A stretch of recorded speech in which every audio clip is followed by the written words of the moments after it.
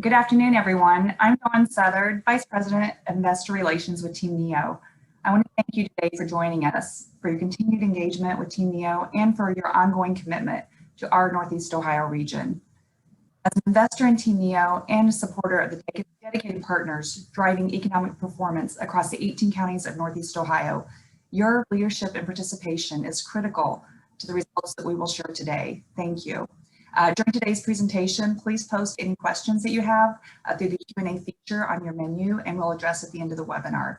Now, please welcome Team NEO CEO, Bill Koehler, who will share key highlights from our Performance and Impact Report from the first half of 2021. Bill. Thank you, Dawn, and thank you everyone for joining us today so we can share some really good news about the positive momentum as we enter the third quarter of 2021. I'm happy to share that our trajectory has Northeast Ohio in a position to repeat its record-setting 2020 performance. Halfway through this year, we've won 48 new projects representing more than 5,100 new jobs and about $330 million of annual payroll and about $1.25 billion of capital to Northeast Ohio. While the numbers we've achieved together in these 6 months are impressive, it's important to also appreciate the quality of these wins. So let's look at a few highlights of projects that we've completed, and we'll share a little bit about what makes them so special. So the first one is RDOG. RDOG is a company that manufactures aluminum cans. What is, in particular, infinitely recycled metal and glass packaging solutions. They purchased a facility in Huron to meet the growing demand for canned products. The importance of readily available sites played a really important role in the decision process as they needed a building that could accommodate the startup of certain lines much faster than any greenfield development. In addition, the facility accommodates the production of both ends of the can, typically produced in separate facilities. So there was an efficiency and effectiveness opportunity related to this. The City of Huron, Erie County Economic Development Corp., Ohio Development Services Agency, Jobs Ohio, and Team NEO all collaborated with the company to support this project and bring 200 new jobs to the region. Another project related to Breeze Airways. This is something that is new to Team NEO and the region in some ways. We brought some new travel options to Northeast Ohio in June by inaugurating service out of the Akron-Canton Airport. At this point in time of the cycle, as we are emerging from the pandemic, the airline industry is looking for new ways to set their network. And so there's an opportunity for us to bring more flights here to more markets. We worked with Jobs Ohio, with Summit and Stark counties, a bunch of leaders within those communities to attract the air service to the region. Great collaboration between the economic development organizations, public sector leaders in the community, and the private sector leaders in the community as well. And then finally, Coastal Pet Products, which is a leading manufacturer of pet collars, leashes, harnesses, and other items. It's one of the largest manufacturing employers in Alliance, and we worked with an economic development team that included the City of Alliance, Alliance Area Development, Stark Economic Development Board, Jobs Ohio, all to overcome the critical challenge or objection that they had, which was all about workforce. Our solution was to secure a Jobs Ohio workforce training grant to address talent availability challenges in the market. Securing the grant helped the company feel confident that they could achieve their objectives and add 74 new hires and retain about 450 positions in Alliance where it was founded. So really important for that community and that company to keep its history in place. As you can see, these victories are made possible only when we work together very effectively as a system, as partners. The ongoing collaboration between the business community, Jobs Ohio, Team NEO, local economic development partners, public officials, all make these wins possible. They keep our momentum going. And then they build the way for us to continue our quest to build a more vibrant regional economy. So that's our project work. In addition to that, we provided a lot of insights and tools to sustain the momentum through our core strategies. And I will briefly speak a little bit about some of the highlights there so that you have a broader appreciation for some of the work we're doing to advance our mission. Our research team continued the work with the annual Aligning Opportunities report, providing a clear assessment of in-demand jobs, the availability of trained workers to meet demand, and a picture of what skills and training our workforce needs. In May, we released a new report called Lost Opportunities, which is a supplement to this research that examined COVID-19 pandemic's impact on working women through a diversity, equity, and inclusion lens. This work is an important part of our effort to understand the talent supply and demand gap and work with organizations in the community and the business community to bring an inclusive talent pool together that can help drive growth and vibrancy in our economy going forward. We are continuing to grow our pipeline of competitive sites. These are sites that we can highlight aggressively in the largest, most competitive business investment projects that we see. As a reminder, our goal is to build a robust inventory of about 45 readily marketable sites throughout the entire 18 counties by the end of next year. So far, we've identified the first 4 job hub priority sites with 2 in Barberton, 2 in Stark County. We are well on our path to achieving our goals in that regard. We continue to leverage Jobs Ohio's programs in this area, particularly related to the site inventory program. We help secure a number of speculative development projects and funding for this year and into next through this cycle than any other region in the state. We have 6 speculative development projects underway in 6 different counties across Northeast Ohio. Together, they represent about 1.7 million square feet of new and renovated speculative space and about 90 million of private investment. This is so critical to our competitiveness. Our pipeline through the first half of 2021 includes a number of inclusion grant wins, and these are program wins that are targeted toward assisting businesses owned by minorities, women, veteran, and people with disabilities. We feel very good about the progress that we've made there and the impact that the community is having by leveraging those programs. And then with respect to advancing technology adoption, we have been experiencing some exciting and promising progress as in our effort to make our economy more productive, more resilient, and more globally competitive. One of the things that we've spent a lot of time on, and you'll hear a little bit about it in a second, is the work with Magnet launching the Make It Better blueprint for manufacturing in Northeast Ohio.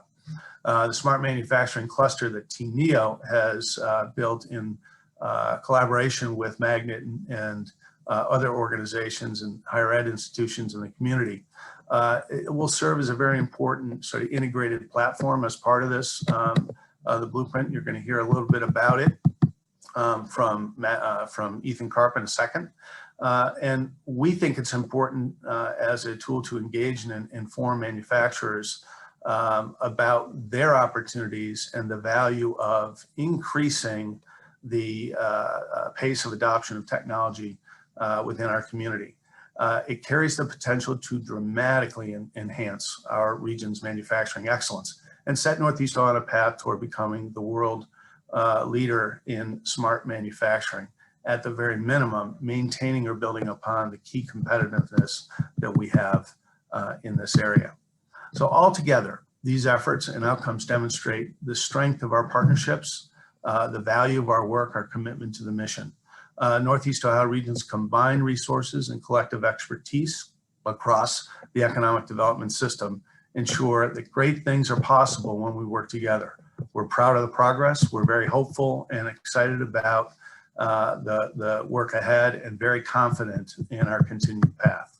So once again, thanks for your continued support. Without your engagement, communities could not leverage the regional assets that we have that enhance the existing advantages and make a diverse, inclusive, equitable growth possible in Northeast Ohio. So with that, I'd like to welcome Ethan Karp, who's President and CEO of Magnet, to share with us some insights about the blueprint and then follow up with a great panel. Thanks to all for your participation. Ethan? Thanks very much. I'm going to start here with a little video to get us inspired. This is 2 years worth of work in collaboration with Team NEO, Greater Cleveland Partnership, dozens of others, many of you on this phone, to come up with, and our board members, folks like Peter and Lissa, who you'll hear from in a moment, to come up with a vision that inspires and excites in this region to bring us all together around the things that we need to do for the manufacturers that drive about half of our regional economy.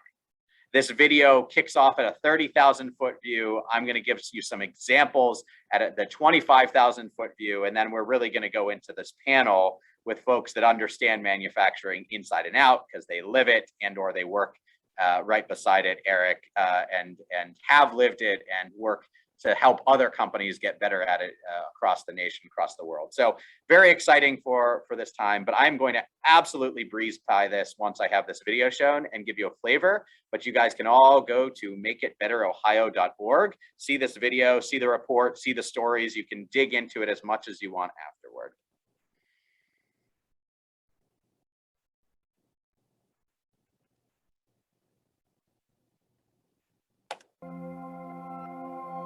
We all want things to be better.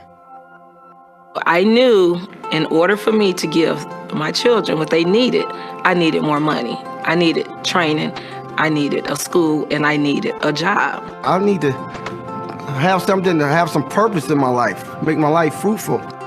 The good thing is, here in Northeast Ohio, we are masters of the comeback.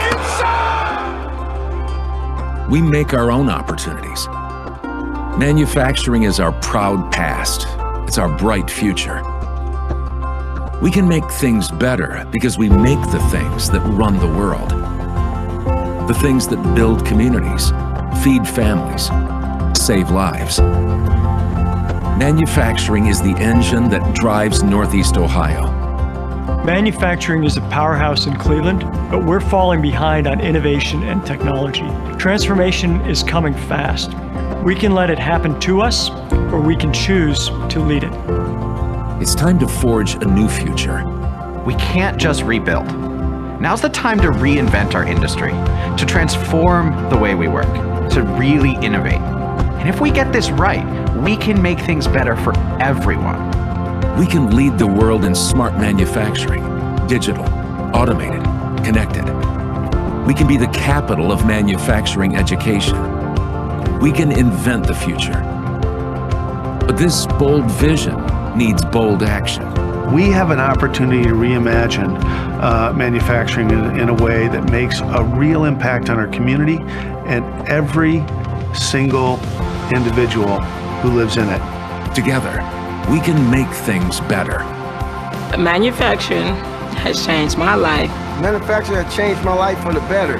Because I go to bed with a purpose and I wake up with a passion, for my job in manufacturing. Together, we can change lives and our region's future if we do 4 things. Train the talent we need, transform with technology, win with innovation, and boldly lead our companies and our industry. If we do all this, We can make it better. We can make it better. We can make it better. We can make it better. We can make it better. we have a blueprint to lead the world, to create thousands of jobs. We have a powerful team of companies and community leaders. We're all on the same mission, and I think we can pull it off. I really do. We just have to do what manufacturing does best: make it better.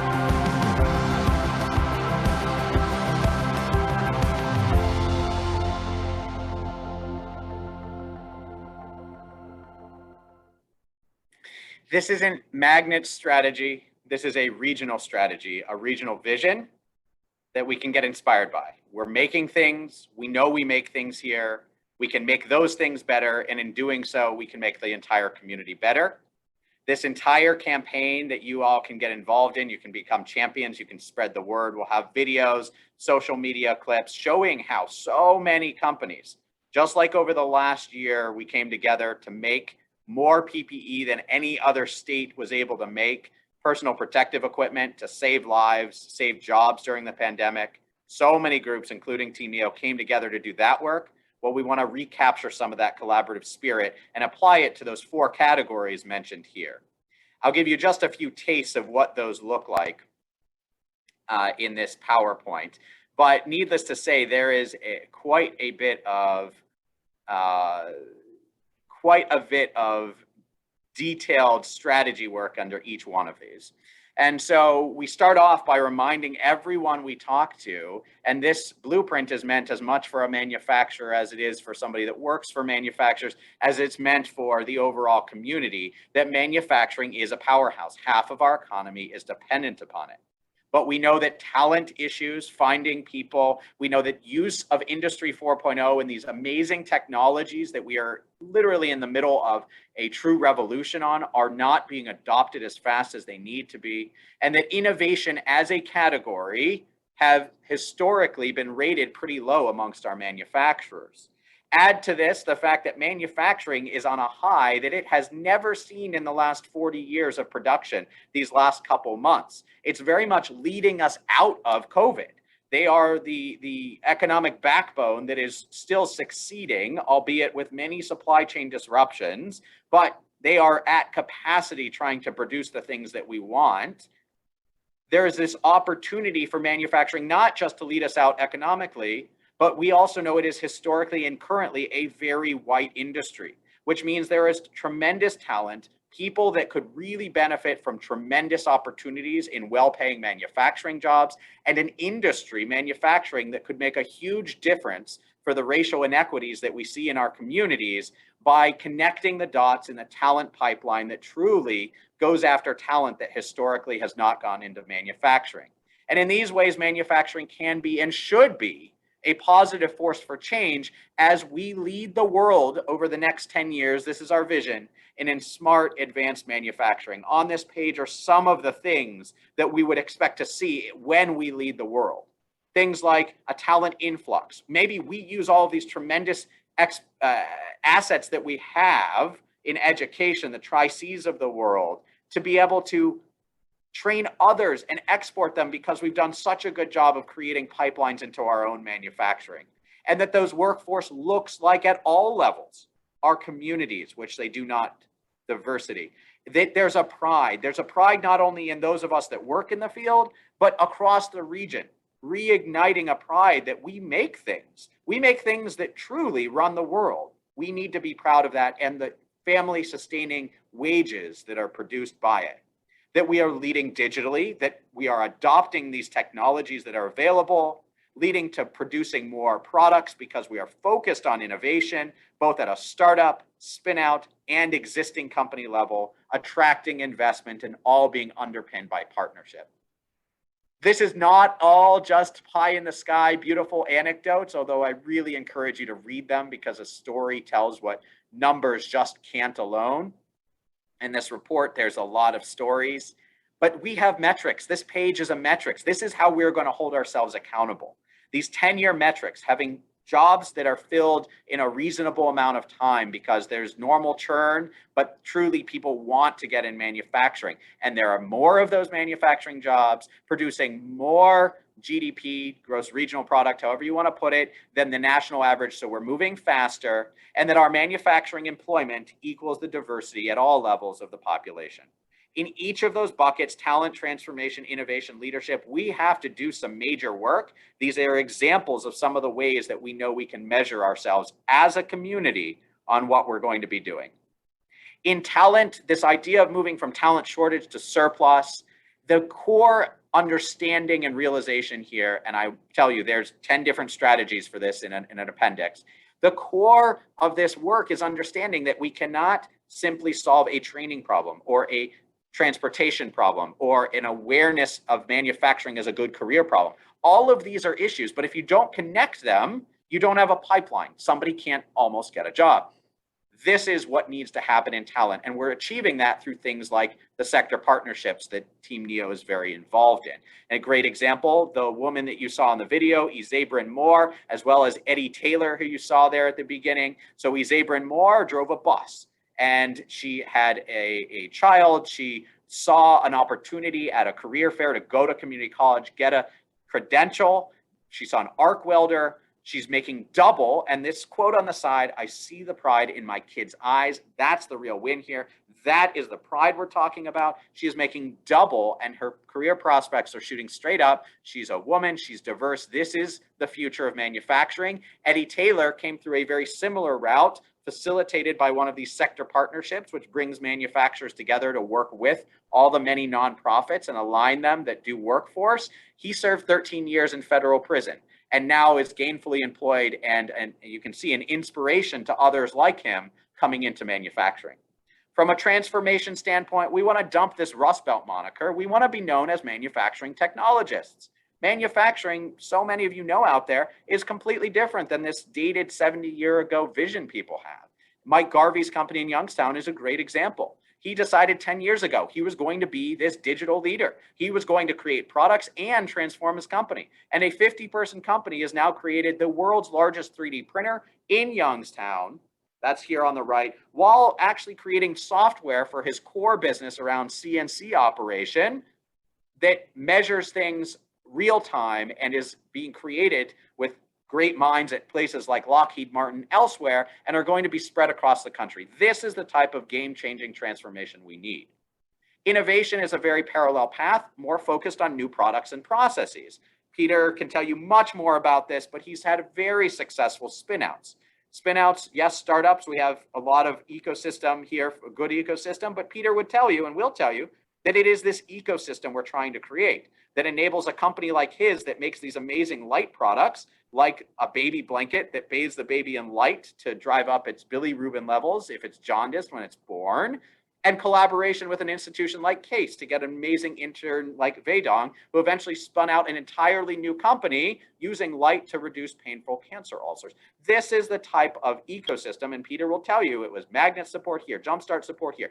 The ecosystem came together to make this sort of innovation easier. But none of this happens without leadership, and it's two forms of leadership. We've got a lot in our community. In fact, I think we have initiative fatigue. We've got a lot of initiatives. How do we align them? This blueprint is one way to do that, inspire people, but so is figuring out how to actually work together, because we could do amazing things like we did in COVID in making face masks, inventing an entire new industry in 5 or 6 weeks. And that's with organizations who are around the table, big companies, small companies, universities, economic development organizations. That's one type of leadership, coming together to align our initiatives to get 1 + 1 = 3. The other is company innovation. Peter's company doesn't grow, Liz's company doesn't grow unless the leadership takes risks and puts investment in their people, puts investment in their technology, and puts investment into their new products. This is the foundation of the blueprint. These are those detailed strategies. Happy to go into more depth with anybody that would like them once you've taken a look at the blueprint.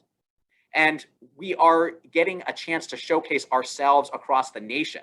In November 9 through 11, there will be the first in 2 years of an Industry Week conference in person, aimed at 3,000 people coming here, Team Neo, Magnet, other partners, really helping them design around this blueprint so we can show the world that we have a strategy and a vision, and that they should come here and be experiencing that vision. They're actually bringing together 5 conferences for the first time in 2 years that they've had any conference. They're bringing 5 of them together. This is the power of being aligned. This is the power of being able to work together on something that's visionary. Companies like this and the ones at the table here are the ones that are overseeing this strategy, because we know that not one organization can do all of this. That's why you don't see Magnet branding all over the website. We cannot do this alone. That's why we need Team Neo. We need other partners. We need these companies to truly put their weight behind it. That's how we're going to be able to make a difference step by step over the next 10 years to make this blueprint a vision. So thank you, Bill, very much for Team Neo and all of its support and all its collaboration. Thank you to our panelists, who you'll go into much more greater depth here in a moment to hear their stories and why this matters to them and why the individual pieces of this matter to them. They've also been the brain trust to help us create this. So really excited to have you all, and thank you for the partnership.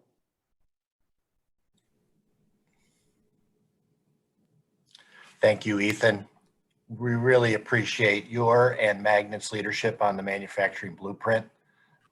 Very powerful stuff. And now we're going to talk a bit with our panel about how to make it actionable, how to bring it to life in our companies, in our community.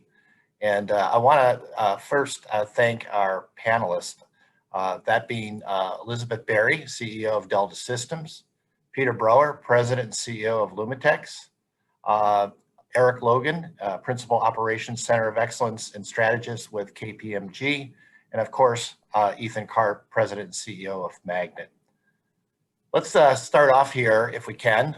Maybe we can go back to the live pictures of individuals, but would love to hear, Peter, maybe you starting off with your perspective on the blueprint.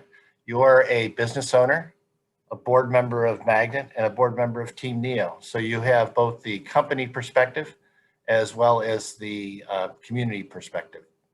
Your thoughts? Thanks, Jay. I mean, from my perspective, we have a really interesting dilemma here. On the one hand, we've got manufacturers that we're all head down, tail up in our foxholes, screaming for talent. Assemblers, technicians, engineers, skilled people at all levels. Meanwhile, the economic development community have their heads up, looking out across the world saying, hey, Industry 4.0 is coming. We need to get with it.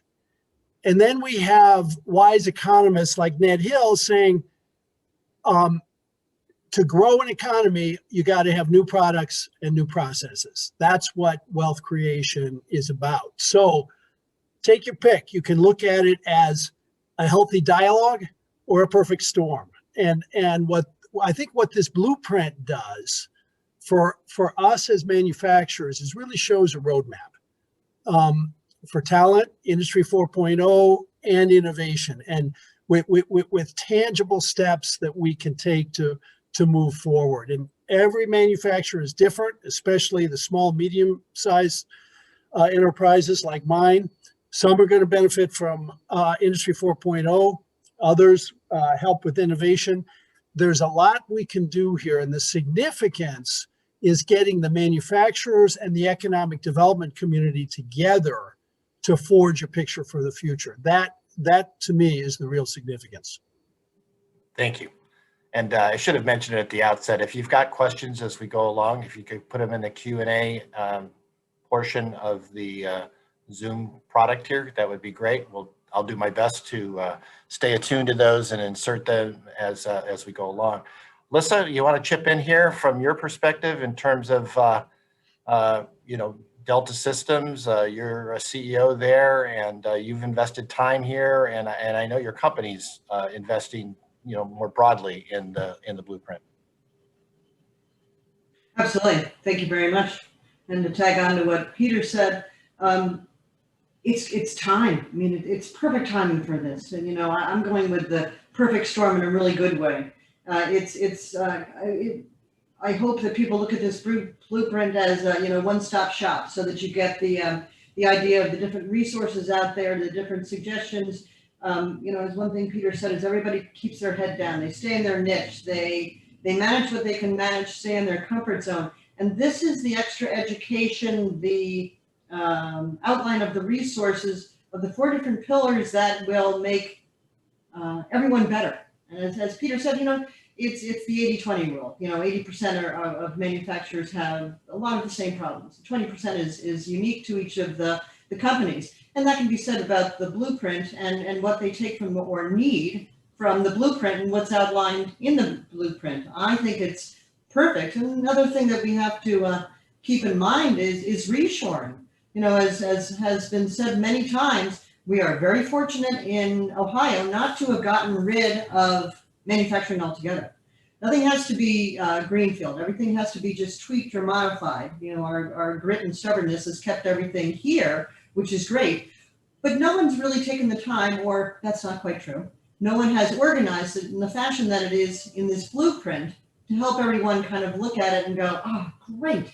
This is the education. This is the consolidation of the information that everyone can use and tweak, so that, I'm excited to be part of it as Delta. I'm excited to be part of it as a Magnet board member. I'm also on the OMA.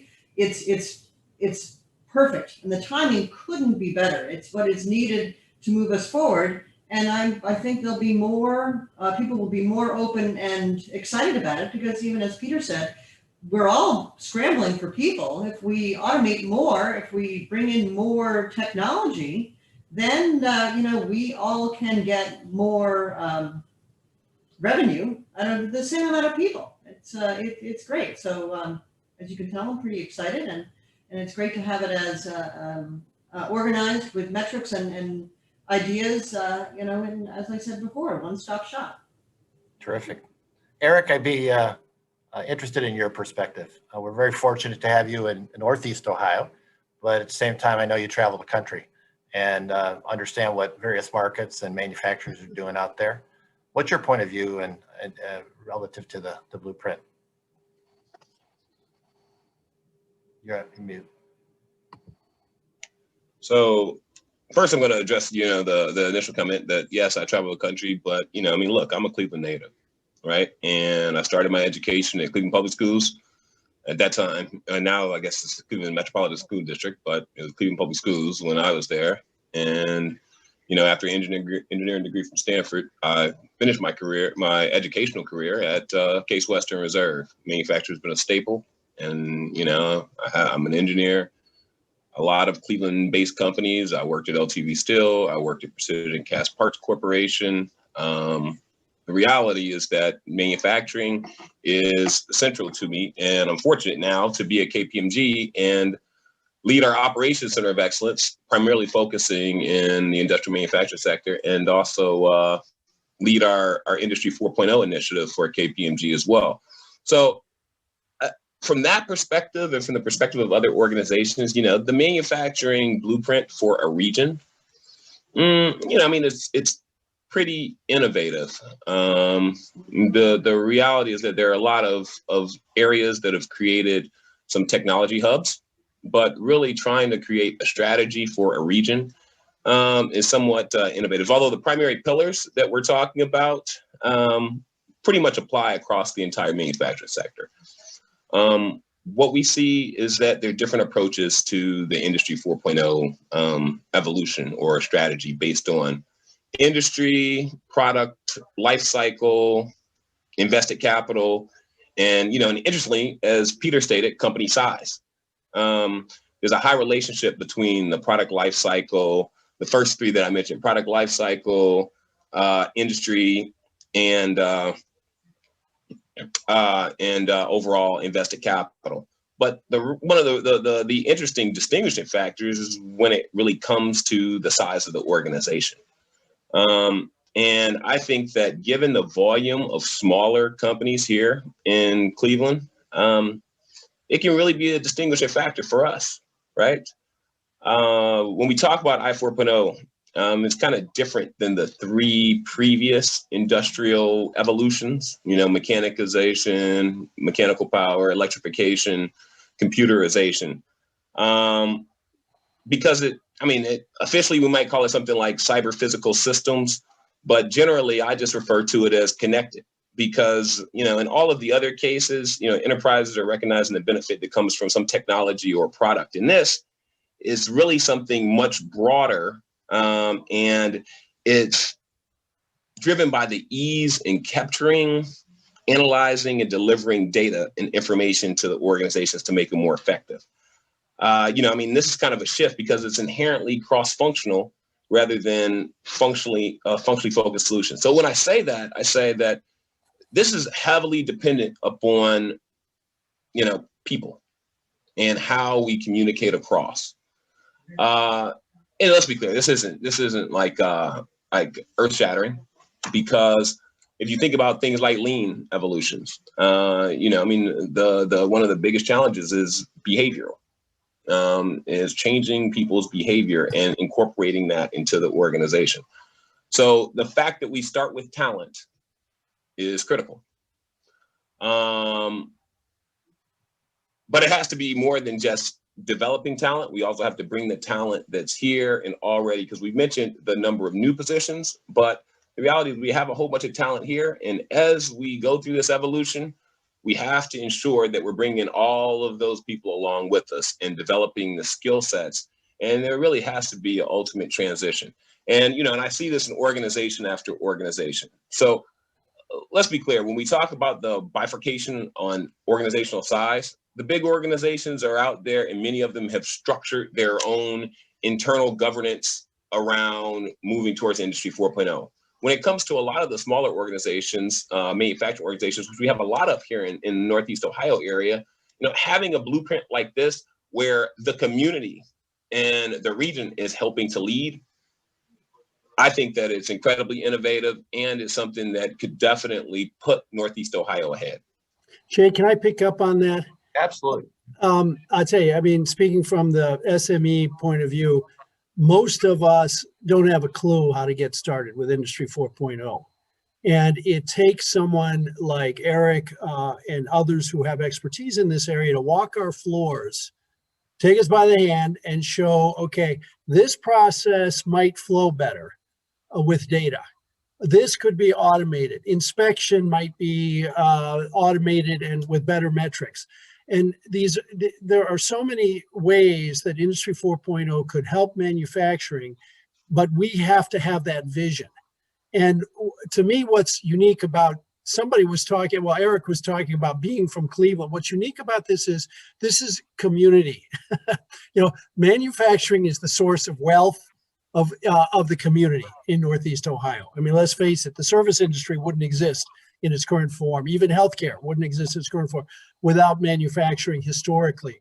So this is a community effort to invest in the community resources to help take manufacturing to the next level. And I think that's an important distinction, Northeast Ohio versus perhaps other areas of the country and the world.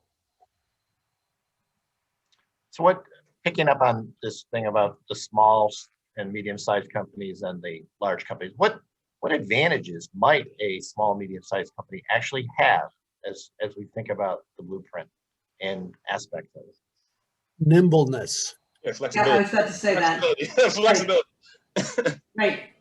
We don't have the amount of gates that have to go through, the approval that has to be seen, and it one-stop shop. Again, I don't know why that's my phrase for today, but it makes it easier. And I do agree too with Peter that we do need some educated eye to come through and help make suggestions, because to be small and medium-sized manufacturing, a lot of times you look day to day. You don't look out into the future. You don't think too much farther, especially in this supply chain problem that we're going through, talent problem. You're working on the initial fires that you have to put out, and it stops you from maybe thinking big or looking broadly, and also with the limited resources. So you want to be successful for what you do and where you put your money and your capex. So it's helpful to be small and nimble, but we also need help to know what we don't know. No, I mean, go ahead, Peter. We're also a little bit desperate. We know we need help. You're right, to be honest. I think a lot of larger organizations fall into some of the same challenges. I mean, if I look at like the big challenges that I see, number one, a lot of large organizations know that they need to do this technology thing. They don't know where to start. And so what they do is they go technology first and they say, hey, let's just go do something. And they really don't identify value. The second thing, and I think that this is a challenge that larger organizations have that can be solved in a lot of the smaller organizations, and that is this whole functional silo, right? If you go to a large organization, every function has a budget, they have their own purse strings, and they want to own their stuff. Right. But what I said earlier is that inherently this stuff is cross-functional. And, and it's hard to break through those functional silos. What you'll find is that there are a whole bunch of Industry 4.0 type projects going on within the same organization when you're dealing with a multi-billion-dollar company, and nobody knows about it. They're impacting each other, but the other functions don't know. In a small organization, in terms of advantage, you don't have that level of functional control, because at the end of the day, you have like one person who sits on top of each function, and they all sit in one morning meeting together. Right. So it's a lot different. Just to piggyback off of what Liz said, one of the challenges is understanding what the future holds and having a perspective on the rate of change and what's happening. And I'll just use the automotive industry as an example. As we try and implement changes, emerging technology changes, it's important to have a good understanding where the industry and where the markets are going, so that we're aligned with those things. And I think in smaller organizations, that piece is a challenge. I think that they definitely need external assistance, because we have to have a longer view, because really we're shaping what the future is going to look like. Great. Ethan, you were going to comment? This is a double-edged sword, the nimbleness of a small company. And like folks are saying, this is the thing that also holds us back, is that if a small company leader says, meh, I'm not going to invest, I'm not going to explore, I'm not going to take my time, well, then the whole company will languish. The reverse is, if they decide they want to do it and they're going to take the time, it will happen, and it will happen quickly. And so you all in this community play a really important role in helping manufacturers go down the path of making the risk and making the change and getting surrounded by resources that make it reality for them and easy for them. Because if you don't, they can sit in their little silo and continue producing stuff until 10 years from now, they're proportionally richer, but their company is much poorer. And that is a really bad thing for their employees and for this region. So we've got metrics, but what's really going to tell us if it's working?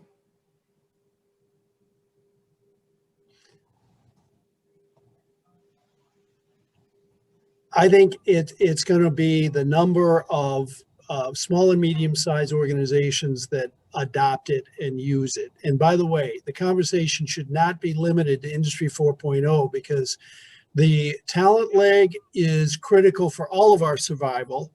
And the innovation leg, frankly, is critical for the survival of the manufacturing community in Northeast Ohio. And I can tell you that Lumitex very likely would not exist without the help we've had through the years from the economic development community in various ways. That includes Team Neo, Magnet, Bioenterprise, Jumpstart, and others along the way. Because the resources that exist in the community, technical resources, market and market research resources, financial resources, are critical to getting these initiatives going and getting new products flowing, and developing new ways of doing spin-offs. For instance, there's a lot of intellectual property locked up in SMEs that could be freed and create new products and processes. And this is an important part of the work, in my view. Ethan knows that.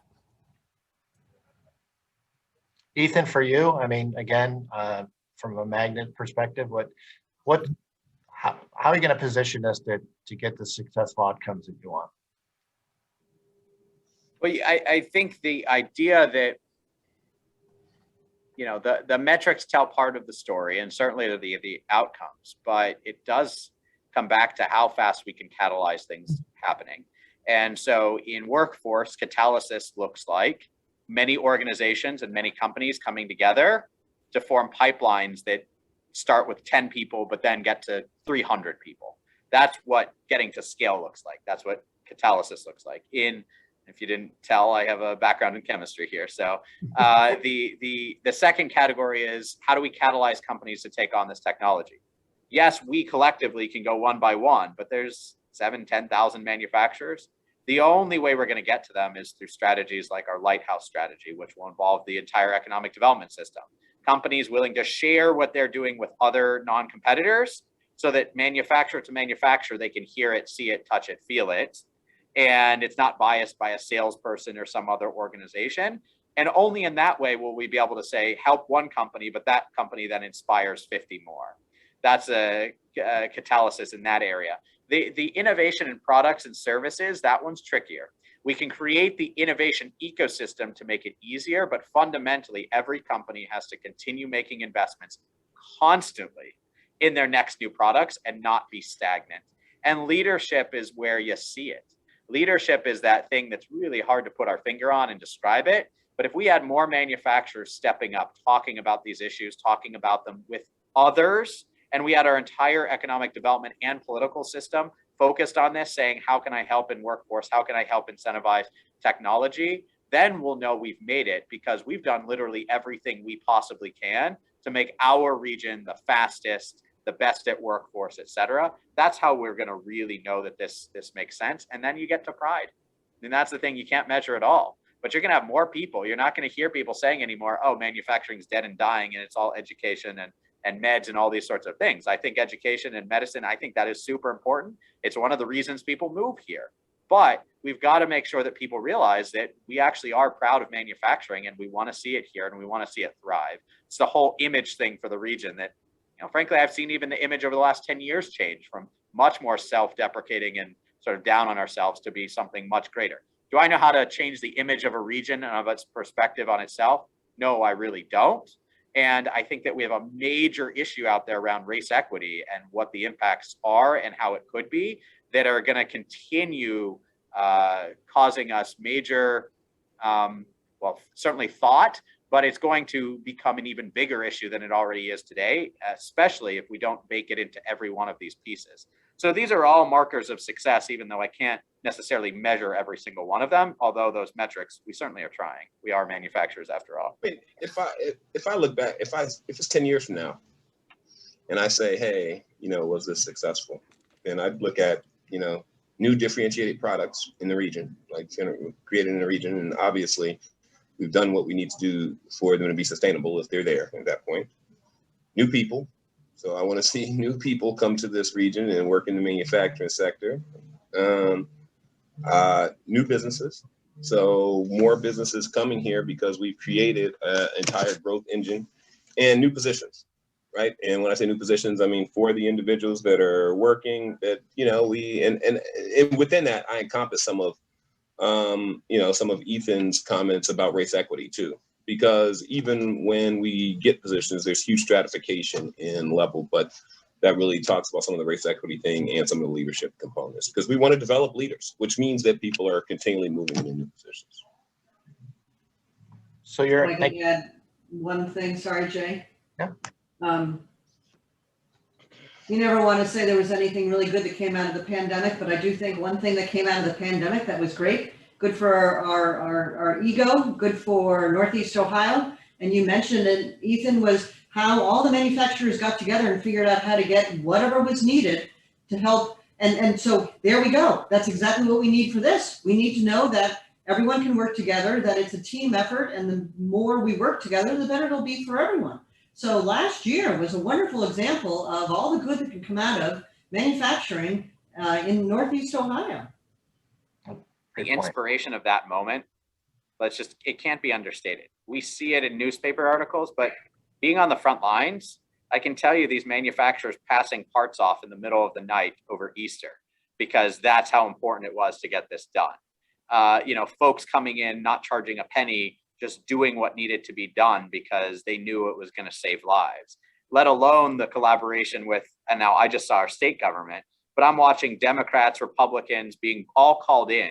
That's who we were working with. Past chiefs of staffs for Democratic governors trying to coordinate and figure these pieces out with a governor and executive branch truly listening to what it is we were suggesting doing, internal, external, to a Jobs Ohio saying how can we creatively finance these things, and then actually doing it in super speed. So some of us get stymied and frustrated with the way the system works, and there are plenty of things to be frustrated with. But the way it could work, albeit in a time of crisis, but the way it could work really well is very heartening and inspiring about what collaboration can be and where the true heart of a manufacturer lies. We've just got a couple minutes left, and we want to leave a few minutes at the end for Don Southard to wrap things up. But I guess let's think about an individual manufacturer now out there. See the blueprint, you see the pillars, you get it, you understand it. How do you get engaged? How do you plug in? I'll start with that one, and I would welcome my other panelists here. So the first thing is you can spread the word. You can become a champion. You saw many of them, and you can share the word and start having discussions. And those discussions can be as brief as, hey, check this out, watch this cool video, to as depthful as, hey, talk to Team Neo, talk to Magnet. They'll share with you more depth. The second level is actually taking action and getting involved in one of the many initiatives that are highlighted in the blueprint, highlighted on that website, but can also go through any one of us to say, great, you want to take a more active role? There are boards, there are initiatives, there are things going on, there are sector partnerships in every one of your communities. How do we actually get you involved?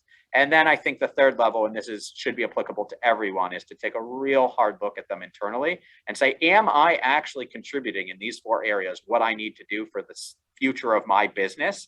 And I hope that that has the greatest legs, because if a company reads a story of another company doing something they're not doing and starts to think, maybe I can do that, that's the most we can hope for. That's that catalyzing activity without any of us actually being involved that we hope will happen. And that can be facilitated through anybody on this call saying, I have clients or manufacturers or other people in my organization that should hear these things, know these things, and talk about them with their clients. Others? I think reaching out for help in the right place to say, hey, look, I'd like somebody to come and look at my factory floor. That's a way to engage. Or I've got an idea. I'd like some help figuring out how to prove the concept.